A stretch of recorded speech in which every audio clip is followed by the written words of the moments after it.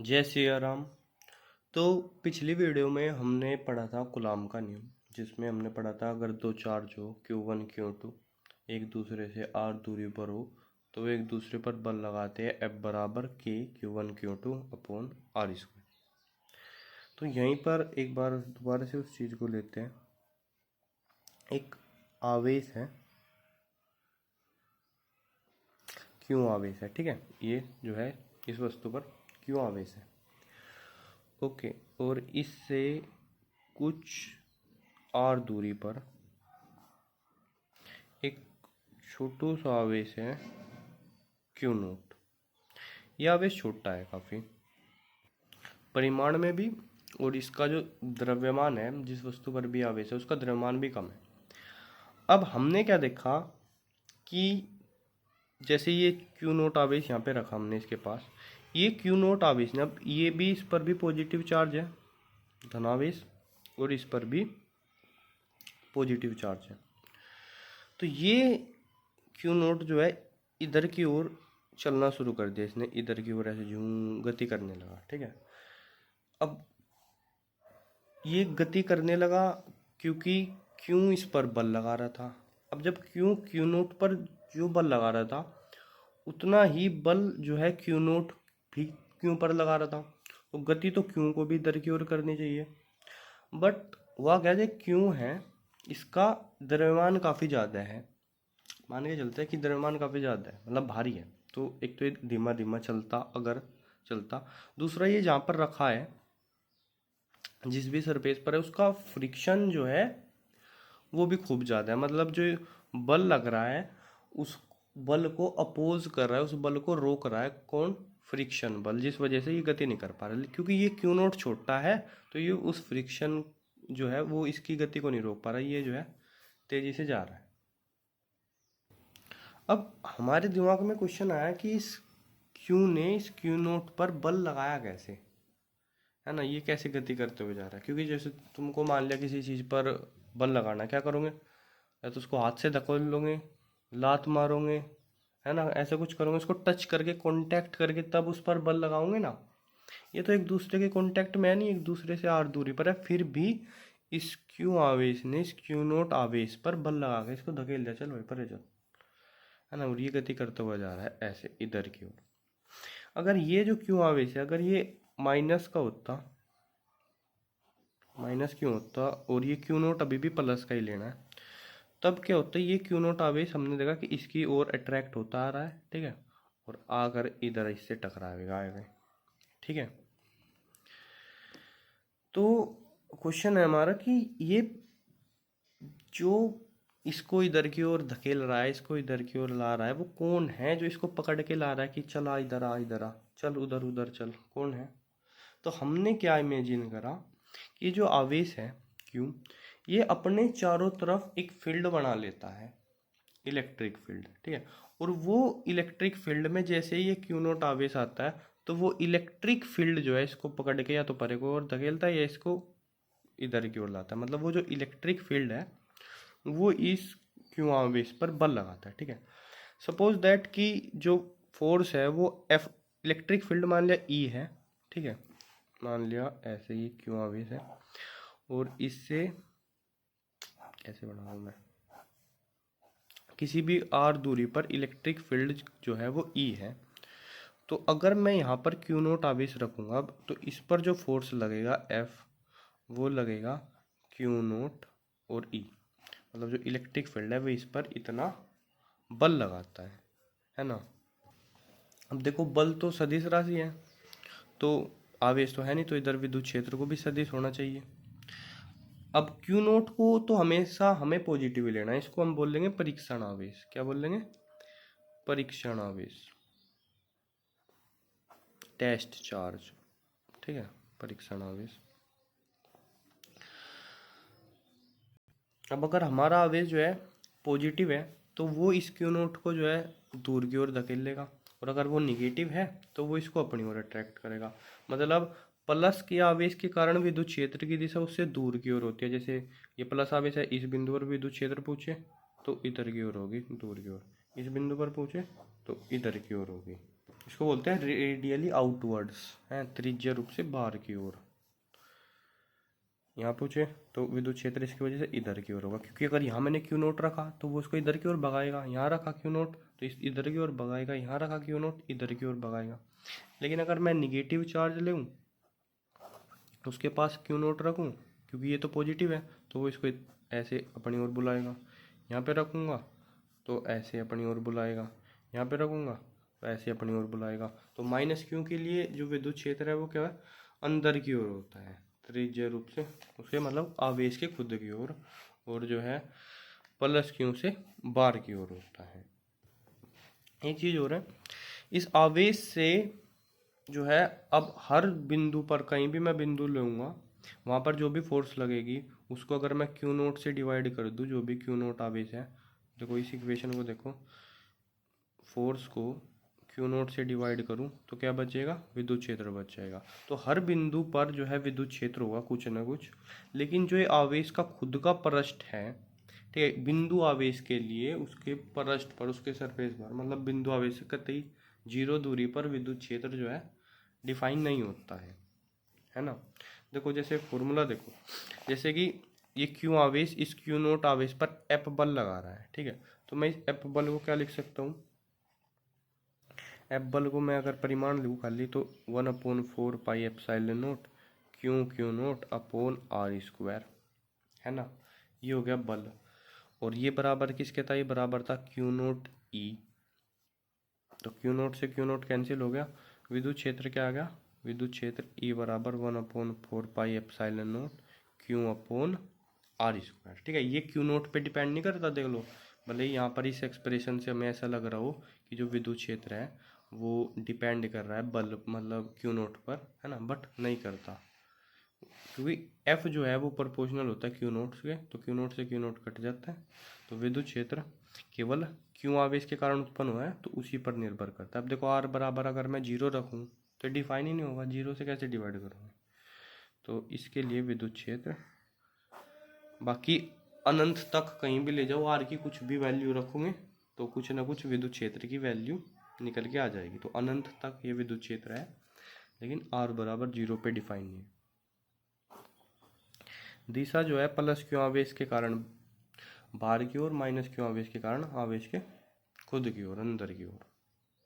अच्छा, यहाँ से अगर मात्रक की बात करूँ इसके, तो बल का मात्रक क्या होता है, न्यूटन, और आवेश का कूलाम, तो विद्युत क्षेत्र का मात्रक क्या हो जाएगा, न्यूटन अपॉन कूलाम। वीमा लिखनी है इसकी, पिछली वीडियो में बात करी थी बल की यानी न्यूटन की, MLT की -2 होती है, और आवेश की क्या होती है, AT, है ना। तो विद्युत क्षेत्र की विमा क्या हो जाएगी, MLT-3 A-1, ये हो जाएगी विद्युत क्षेत्र की विमा। मान लिया हमारे पास एक से ज़्यादा आवेश है, मान लिया ये आवेश है Q1, ये आवेश है Q2, ये आवेश है Q3, और हमें इन सब के कारण ये बिंदु है P, यहाँ पर विद्युत क्षेत्र बताना है, टोटल विद्युत क्षेत्र क्या होगा। तो मैं मान लिया ये जो है ये निगेटिव चार्ज है और ये दोनों क्या है, पॉजिटिव चार्ज है, तो इस Q1 की वजह से विद्युत क्षेत्र हम इसका देखेंगे क्या होगा, ऐसे इधर को और बार को, और उसको E1 बोल देते हैं, E1 वेक्टर। इस Q2 की वजह से देखेंगे, अब देखो माइनस का है तो इसके खुद के अंदर इस दिशा में होगा विद्युत क्षेत्र, है नहीं, इसको E2 बोल देते हैं। और Q3 की वजह से थोड़ा ये लाइन सीधी नहीं मिल रही है ना, ये E3 हो जाएगा, ठीक है, ये E3 है, ये E1 है। तो करना क्या, हमको टोटल विद्युत क्षेत्र निकालना है इस बिंदु पर, तो इन तीनों विद्युत क्षेत्र को जोड़ देंगे, E1 plus E2 plus E3, कैसे, सदिश रूप में, विद्युत क्षेत्र सदिश है तो सदिश रूप में जोड़ देंगे।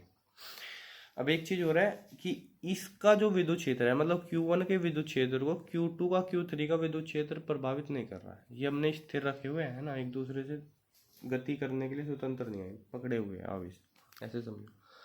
जैसे मान ले अगर तुम 3 लोग होते हो और तुमको अपने हाथों से किसी चीज को धकेलना था, तो मान लिया दो इंसान के हाथ, 2 हाथ अड़ रहे हैं, तीसरे को अपने हाथ लगाने का मौका ही नहीं मिल रहा है, नहीं, अगर भीड़ हो जाए यहाँ पर ढेर सारी लोग किसी चीज़ को धकेलने लगे तो सब लोग अपने मतलब बराबर रूप से अपने हाथ नहीं लगा सकेंगे ना, उसको धकेल नहीं सकेंगे अच्छे से। लेकिन विद्युत क्षेत्र में ऐसा नहीं है ना। एक का विद्युत क्षेत्र के आगे दूसरे का विद्युत क्षेत्र नहीं अड़ रहा कि नहीं तू अपना टोटल विद्युत क्षेत्र निकालना है तो सबका विद्युत क्षेत्र लो और सबको जोड़ दो सदिश रूप में। इसको बोलते हैं अध्यारोपण का सिद्धांत। अध्यारोपण का सिद्धांत, अंग्रेजी में प्रिंसिपल ऑफ सुपरपोजिशन। ओके, अब अगर बल लगा निकालना है यहाँ पर, अगर मान लिया कोई आवेश है, क्यू आवेश रखा हुआ है, उस पर बल लगाना है तो टोटल विद्युत क्षेत्र निकाल लिया हमने, तो बल निकाल लेंगे एफ बराबर क्यू आवेश और ई विद्युत क्षेत्र। ये जो है उस बिंदु पर हम बल भी निकाल सकते हैं, है ना, कि अगर कई सारे आवेश मिलकर किसी आवेश पर कितना बल लगाएंगे तो ऐसे निकाल सकते हैं। ओके, अब इसको देखो, ये एक जो है समबाहु त्रिभुज है, ये भी भुजा ए है, ये भी ए है, ये भी है। बिंदु बी पे और सी पे यहाँ पे दो आवेश रखे हुए हैं, यहाँ पे माइनस क्यू है और यहाँ पे प्लस क्यू है, ठीक है। एक ये बिंदु पी है बिल्कुल बी सी के बिल्कुल बीच में, इधर से भी a/2 दूरी पे, इधर से भी a/2 पे। एक ये बिंदु क्यू है जो कि बी से a/2 दूरी पे है, इसी लाइन पे, है ना। ये भले ही ऐसे सीधी ना बनी हो, बट है ये सीधी, है ना। ये बिंदु क्यू है और एक ये बिंदु ए है। तो मैं बिंदु ए पर, बिंदु पी पर और बिंदु क्यू पर, इन तीनों बिंदुओं पर क्या निकालना है, विद्युत क्षेत्र निकालना है। ओके, पहले पी की बात करते हैं। देखो, प्लस क्यू आवेश की वजह से इस पर विद्युत क्षेत्र क्या होता है, प्लस की वजह से दूर की ओर होता है, तो इधर की ओर होएगा, है ना। तो ये हो गया, इसको E1 मान लो कुछ भी। और जो माइनस क्यू आवेश की वजह से उसके खुद की ओर होता है ना, तो उसकी वजह से भी विद्युत क्षेत्र क्या होगा, इसी दिशा में होगा। तो दोनों विद्युत क्षेत्र क्या हो जाएंगे, जुड़ जाएंगे, है नहीं। अब देखो, आवेश भी समान है, मतलब मान ये भी क्यू आवेश है, ये भी क्यू है। प्लस माइनस के हिसाब से विद्युत क्षेत्र की हमने जो है दिशा पहले ही देख ली। दूरी दोनों के लिए सेम है, तो कोई से भी एक का विद्युत क्षेत्र निकाल के उसी को डबल कर देंगे, दुगुना दोनों का मिलके, क्योंकि दोनों जुड़ेंगे, वैल्यू सेम आएगी।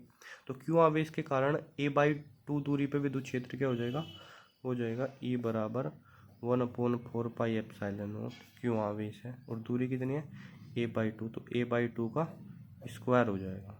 ये 2 का स्क्वायर 4 ऊपर चला जाएगा, तो 1/4πε0 4 क्यू अपॉन ए स्क्वायर, ठीक है। और कुल विद्युत क्षेत्र बिंदु पी पर क्या हो जाएगा, बिंदु पी पर विद्युत क्षेत्र जो है वो हो जाएगा इसका डबल जस्ट, ठीक है। इसको E1 बोल देते हैं, चलो, है ना।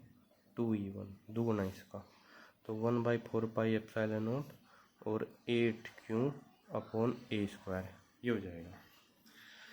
अब अगर बिंदु क्यू की बात करूं मैं, तो बिंदु क्यू पर देखो, प्लस क्यू की वजह से क्या होगा, दूर की ओर होगा, ठीक है, दूर की ओर। और माइनस क्यू की वजह से उसके खुद की ओर होगा, माइनस क्यू की ओर, ठीक है। अब इनमें से बड़ा कौन सा होगा विद्युत क्षेत्र, बड़ा जो है माइनस क्यू वाला होगा, क्योंकि माइनस क्यू क्या है, पास है, प्लस क्यू क्या है, दूर है।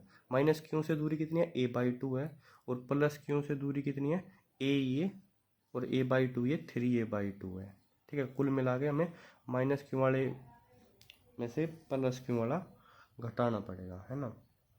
तो माइनस क्यू के कारण लिखते हैं, उसको E1 बोल देते हैं। E1 या E1 बोल दिया, E1 डैश बोल लो, चलो कोई नहीं, E1 ही बोल दो। तो 1/4πε0 माइनस क्यू। अब देखो, माइनस क्यू इसलिए लगाया कि अब जब वैल्यू माइनस में बचेगी ना, तो वो हमें ये दर्शा देगा कि विद्युत क्षेत्र माइनस के आवेश की दिशा में है, मतलब इस वाली दिशा में है, ठीक है। बस माइनस का इतना ही रोल है दिशा दिखाने का, है ना। और दूरी कितनी है यहाँ, a/2 है, तो a/2 का स्क्वायर करेंगे, नीचे a स्क्वायर हो जाएगा, ऊपर 4 आ जाएगा, है ना। अब प्लस क्यू के कारण निकाल लेंगे, यहाँ पे दूरी है उसकी ये और a/2 है 3a/2, तो प्लस क्यू के कारण जो है हो जाएगा A2 बराबर 1/4πε0 और माइनस क्यू ये है, और 3a/2 का स्क्वायर करेंगे तो 9 नीचे आ जाएगा और 4 ऊपर चला जाएगा, ठीक, और ये तो प्लस क्यू है भैया। अब कुल विद्युत क्षेत्र निकालना है तो इन दोनों को क्या कर देंगे, जोड़ देंगे। E बराबर E1 प्लस E2, सीधा जोड़ दो अब इनको। 1/4πε0 कॉमन आ जाएगा, नीचे जो है ऊपर जो है 4Q कॉमन आ जाएगा, और माइनस का बच जाएगा 8/9a²। यही बचेगा, देख लो करके यही बचता है क्या। ठीक है, तो माइनस ये जो आ रहा है ना, अब माइनस ये बता रहा है कि भैया ये वाला विद्युत क्षेत्र बड़ा है माइनस क्यू के कारण, क्योंकि माइनस क्यू पास में है, और ये जो प्लस क्यू वाला है वो छोटा है क्योंकि प्लस क्यू जो है वो दूर है। तो कुल मिला के विद्युत क्षेत्र क्या बचेगा, इस दिशा में बचेगा। अगर यहाँ पर मैं कोई टेस्ट चार्ज रखता हूँ क्यू नोट, तो वो इस दिशा में गति करेगा, ना कि इस दिशा में। अगर मैं यहाँ पर रखता तो भी वो इस दिशा में ही गति करता, क्योंकि माइनस क्यू तो उसको अट्रैक्ट कर रहा है, प्लस क्यू उसको रिपेल कर रहा है। चल भाई चल निकल यहाँ से, प्रतिकर्षण, तो वो तब भी इधर को जाता। अब बात करते हैं बिंदु ए पर। बिंदु ए पर माइनस क्यू जो है विद्युत क्षेत्र ऐसे अपनी दिशा में बुलाएगा, ऐसे आ जा, ऐसे आ जा, ऐसे। और जो प्लस क्यू है ये बोलेगा चल भाई दूर की ओर चल, हमसे दूर जा, विद्युत क्षेत्र को ऐसे इस दिशा में, है ना। अब देखो ये विद्युत क्षेत्र जो है ना, तो ये बिल्कुल एक ही दिशा में है कि इनको जोड़ ही ले, ना ये बिल्कुल अपोजिट दिशा में इनको घटा ले। तो हमको क्या करना पड़ेगा, अब वेक्टरों की तरह इनको जोड़ना पड़ेगा, कंपोनेंट वगैरह देख के इनका। अब देखो इसको भी E1 बोल देते हैं, इसको भी E1 बोल देते हैं। E1 क्यों बोला दोनों को, देखो माइनस क्यों आवेश, प्लस क्यों आवेश, आवेश का परिमाण दोनों का बराबर, हाँ ये भी ए दूरी पर, ये भी ए दूरी पर, दोनों की दूरी बराबर, ठीक है, मतलब परिमाण दोनों के क्या रहेंगे, सेम रहेंगे, बस दिशा अलग अलग है। अब देखो ये एंगल कितने का होगा, ये एंगल 60 डिग्री होगा, क्यों, क्योंकि भैया संभव त्रिभुज है, तीनों एंगल 60 डिग्री के हैं, है ना। अब ये एंगल निकाल लो, ये एंगल कितने का हो जाएगा, ये एंगल कितने का हो जाएगा, ये एंगल 120 का हो जाएगा, क्योंकि ये टोटल जो है 180 होना चाहिए, टोटल तो ये 180 होना चाहिए, ये पूरा ये 60 हो गया, तो ये एंगल कितना हो जाएगा, 120 हो जाएगा। अब क्योंकि देखो दोनों विद्युत क्षेत्र बराबर है, तो जो ये जुड़ के जो इनका परिणामी विद्युत क्षेत्र आएगा, जो नेट इलेक्ट्रिक फील्ड आएगा, वो इन दोनों के जस्ट बीच में आएगा। ठीक है, ये परिणामी विद्युत क्षेत्र होगा ई। ठीक है, अब वो इधर से भी 60 डिग्री पे, ठीक है, इधर से भी 60 डिग्री पे, और इधर से भी 60 डिग्री पे। ठीक है, पहली चीज। अब एक चीज देखो, अगर कोई वेक्टर हो ए, ठीक है, ये ऐसे ए वेक्टर है, इसका परिमाण ए हो, अब अगर इसका मेरे को थीटा के एंगल पर कंपोनेंट देखना है कि इससे थीटा के एंगल पर इसकी क्या वैल्यू होगी, क्या कंपोनेंट होगा, तो वो होता है ए कोस थीटा। वो क्या होगा, ए कोस थीटा, है ना। तो अगर इस E1 का इस 60 डिग्री के 60 डिग्री में कंपोनेंट क्या हो जाएगा E1 कोस 60 डिग्री। ठीक है, ऐसे ही इस E1 का भी क्या हो जाएगा, E1 कोस 60 डिग्री। तो कुल मिला के विद्युत क्षेत्र E जो होगा वो हो जाएगा E1 कोस 60 डिग्री प्लस E1 कोस 60 डिग्री, यानी कि 2E1 कोस 60 डिग्री, और कोस 60 की वैल्यू होती है 1/2। ठीक है, तो 2E1 और गुणा कोस 60 का मान 1/2, 2 से 2 कट गया, क्या बचा, E1 ही वैल्यू बची। और E1 क्या है, E1 मेरे को पता ही, E1 हो जाएगा 1/4πε0 Q/a²। ठीक है, अब देखो ना माइनस क्यों लिखा, मतलब माइनस नहीं लिखा, क्यों लिखा है, क्योंकि परिमाण लिखा है। अब दिशा कौन बता रहा है, दिशा तो भैया ये दिशा है, मतलब कि जो CB है, CB के समांतर है, CB दिशा में है विद्युत क्षेत्र, है ना। तो ये विद्युत क्षेत्र आ जाएगा। अगर ये चीज़ कंपोनेंट वाला सिस्टम थोड़ा सा कॉम्प्लिकेटेड लग रहा है, तो एक चीज़ और कर सकते हो। देखो अगर मान लिया कहीं जगह बची है क्या, थोड़ी बहुत ऊपर है, मान लिया दो वेक्टर है, ए वेक्टर, ठीक है, और ये बी वेक्टर है। इनके बीच में एंगल है थीटा। जैसे यहाँ पे क्या था, टोटल एंगल 120 था, तो थीटा एंगल है, तो मेरे को इन दोनों को जोड़ के इनका परिमाण निकालना है। इस ए वेक्टर का परिमाण मान लिया ए है, बी वेक्टर का परिमाण बी है, तो इसका परिमाण जो आएगा वो आएगा रूट में ए स्क्वायर, यानी A vector plus B vector का जो परिमाण आएगा वो आएगा A square plus B square plus 2ab cos theta. जैसे इस चीज़ को अगर मैं यहाँ पर इस पे अप्लाई करूँ E1 पे, तो दोनों E1 है क्योंकि, तो ये आएगा E1 का स्क्वायर प्लस E1 का square plus 2E1 into E1 into cos 120, ठीक है। और कोस 120 की वैल्यू होती है E1 इंटू E1 है, वो होती है -1/2, तो इससे कट जाएगा। और ये माइनस का क्या बन गया, E1 का स्क्वायर बन गया, तो एक E1 का स्क्वायर कट गया, क्या बचा, E1 का स्क्वायर रूट मतलब E1 बचा, है ना। तो ये फॉर्मूला भी याद रखना, और अगर कंपोनेंट समझ ले रहे हो आसानी से तो और भी बढ़िया है। अच्छा, अब एक क्वेश्चन है कि यहाँ पे जो है एक इलेक्ट्रॉन है, ठीक है, क्या है, इलेक्ट्रॉन, और इस इलेक्ट्रॉन से एक एंगस्ट्रॉन्ग की दूरी पर विद्युत क्षेत्र बताना है हमें। क्या होगा, एक एंगस्ट्रॉन्ग की दूरी पर, ये आर है, तो विद्युत क्षेत्र का फॉर्मूला क्या होता है, E बराबर 1/4πε0 Q/r²। 1/4πε0 की वैल्यू क्या है, निर्वात ही मानना है ना, वरना यहाँ पर परावैद्युतांक की ओर लगाना पड़ेगा, या ER। तो 9 × 10⁻9। इलेक्ट्रॉन का आवेश कितना होता है, 1.6 × 10⁻⁻19। और एक एंगस्ट्रॉन्ग का मतलब क्या होता है, 10⁻⁻10 मीटर। स्क्वायर करेंगे तो 10⁻⁻20 हो जाएगा। अब 20 वो ऊपर जाएगा तो प्लस हो जाएगा, तो 20 में से 19 कम होगा तो 1 बचेगा, है ना। तो 1 यहाँ जाएगा, तो 9 × 1.6 × 10⁻10, 16 का नंबर 144, तो 14.4 × 10⁻10 न्यूटन पर कूलाम, ये विद्युत क्षेत्र हो जाएगा। अब देखो आगे, मान लिया यहाँ पर भी एक इलेक्ट्रॉन है ना, और यहाँ पर भी एक इलेक्ट्रॉन है, और ये दूरी 1 एंगस्ट्रॉन्ग है, ये भी 1 एंगस्ट्रॉन्ग, और ये भी 1 एंगस्ट्रॉन्ग है, ठीक है। और ये पॉइंट जो है, कुछ भी बोल दो इसको, ए या पी बोल दो, चलो, तो बिंदु पी पर विद्युत क्षेत्र निकालना है, बिंदु पी पर विद्युत क्षेत्र, ठीक है, वो निकालना है। तो ये होमवर्क क्वेश्चन है तुम्हारा, ठीक है, तुमको करना होगा खुद। एक चीज़ बता देता हूँ, इलेक्ट्रॉन है निगेटिव आवेश है, इसका विद्युत क्षेत्र इस दिशा में, इसका विद्युत क्षेत्र इस दिशा में, है ना। और दोनों का विद्युत क्षेत्र को हमें जोड़ना है सदिश के रूप में। दोनों के बीच में जो है एंगल कितना आएगा, थीटा बराबर 60 डिग्री आएगा। तो फिर ये फॉर्मूला लगा सकते हो तुम, A² + B² + 2AB cos theta, है ना, रूट में, ये वाला फॉर्मूला लगा के जोड़ सकते हो। या फिर देखना कि जो दोनों का बराबर आएंगे तो बिल्कुल बीच में आएगा 30 डिग्री इधर 30 डिग्री इधर परिणामी विद्युत क्षेत्र, है ना।